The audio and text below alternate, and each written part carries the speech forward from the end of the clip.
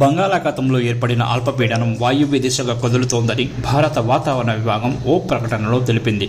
రాగల 24 గంటల్లో తీవ్ర వాయుగుండంగా మారుతుందని చెప్పింది. సోమవారం నాటికి తీవ్ర వాయుగుండంగా మారి తమిళనాడు, శ్రీలంక వైపు పయనించే అవకాశం ఉందని, దీంతో భారీ వర్షాలు కురుస్తాయని పేర్కొంది. ఈ ప్రభావంతో బుధవారం నుంచి శనివారం వరకు కోస్తా జిల్లాలో కొన్ని చోట్ల భారీ వర్షాలకు అవకాశం ఉందని తెలిపింది. ఉత్తర కోస్తాలో పొడి వాతావరణం కొనసాగుతుందని పేర్కొంది. వాయుగుండం తీరం దిశగా వచ్చే సమయంలో వర్షాలు కురిసే అవకాశం ఉందని వాతావరణ శాఖ నిపుణులు చెబుతున్నారు. వరి పంటను కోసే రైతులు అప్రమత్తంగా ఉండాలని సూచిస్తున్నారు. లోతట్టు కొండ ప్రాంతాల ప్రజలు అప్రమత్తంగా ఉండాలని విపత్తుల నిర్వహణ సంస్థ సూచించింది. 2 రోజుల పాటు సముద్రంలో అలజడి ఉండే నేపథ్యంలో మత్స్యకారులు చేపల వేటకు వెళ్లవద్దని హెచ్చరికలు జారీ చేసింది. నవంబర్ 27 నుంచి 28 వరకు దక్షిణ కోస్తా, రాయలసీమలో వర్షాలు కురుస్తాయని ఐఎండీ తెలిపింది. పలు చోట్ల భారీ వర్షాలు కురిసే అవకాశం ఉందని పేర్కొంది. ఈ నెల 29న విశాఖ, అనకాపల్లి, కాకినాడ జిల్లాలతో పాటు దక్షిణ కోస్తాలో విస్తారంగా వర్షాలు కురుస్తాయని పేర్కొంది.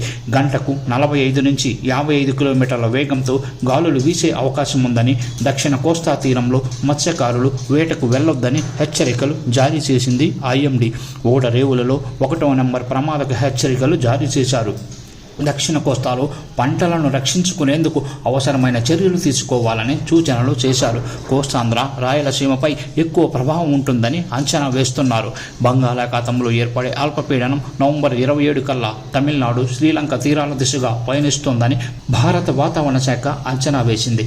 ఇది తుఫానుగా బలపడుతుందని వాతావరణ శాఖ నిపుణులు అంచనా వేస్తున్నారు. అల్పపీడన ప్రభావంతో తీరం వెంబడి 35 నుంచి 45 కిలోమీటర్ల వేగంతో గాలులు వీసే అవకాశం ఉండడంతో వచ్చే 3 రోజుల పాటు తీర ప్రాంత వాసులు అలర్ట్గా ఉండాలని తెలిపింది. ఐఎండీ జీఈపీఎస్ ప్రకారం రాత్రికి వాయుగుండంగా మారి ఈ రోజు సాయంత్రానికి బలపడనుంది. తరువాత మయన్మార్ వైపుగా వెళుతుంది. ఎన్సీఈపీ మోడల్ ప్రకారం కూడా వాయుగుండంగా బలపడిన తర్వాత 27 వరకు పశ్చిమ వాయువ్యంగా పయనించి మయన్మార్ వైపు వెళ్లే అవకాశాలున్నాయని తెలిపింది. ప్రస్తుతం ఖరీఫ్లో రాష్ట్రమంతటా వరి ఎక్కువగా పండింది. కోతలు సాగుతున్నాయి. రబీ పంటలు మొక్క దశలో ఉన్నాయి. ఈ తరుణంలో భారీ వర్షాలు కురిస్తే నష్టం పోయే అవకాశాలున్నాయని రైతులు ఆందోళన వ్యక్తం చేస్తున్నారు. అల్పపీడనం ప్రభావంతో నెల్లూరు, ప్రకాశం జిల్లాలో, విశాఖ, అనకాపల్లి, కాకినాడ, ప్రకాశం జిల్లాల్లో భారీ వర్షాలు కురుస్తాయని విశాఖ తుఫాన్ హెచ్చరిక కేంద్రం కూడా హెచ్చరించింది.